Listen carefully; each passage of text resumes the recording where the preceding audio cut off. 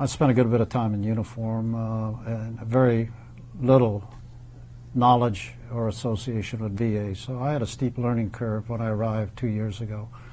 And I think one of the things that hit me hardest when I first got here was someone explained to me that veterans lead the nation in homelessness, depression, substance abuse, suicides, and we're right up there in joblessness as well. And after having spent 38 years knowing those youngsters while they served in uniform, that statement was a real kick in the gut to understand what that meant.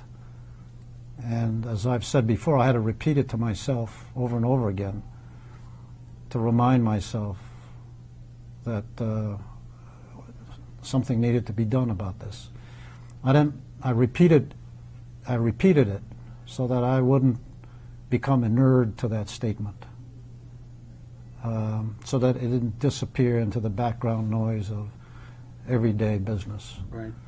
And that's why we're committed to ending homelessness, because to do that, we have to take care of all the other things. It's jobs, it's education, it's mental health, it's giving people dignity and respect, and getting them back on track.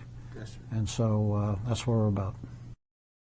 And we have heard story after story about veterans who have come to VA and have been literally saved. Today's stand down is an opportunity for us to find others who can, like that gentleman who lived in a box, who might find inspiration when he comes here today, to find others who care deeply and who are able to help him perhaps find a purpose and meaningful occupation or a desire to help others as well. And for that gentleman who is now part of your VA system, who is helping others, he is probably able to help others in a way that perhaps others who have not had the experience of homelessness, that he is able to relate to them in a very personal manner and perhaps convey to them the importance of what VA has available and what ordinary citizens want to do to help to end homelessness.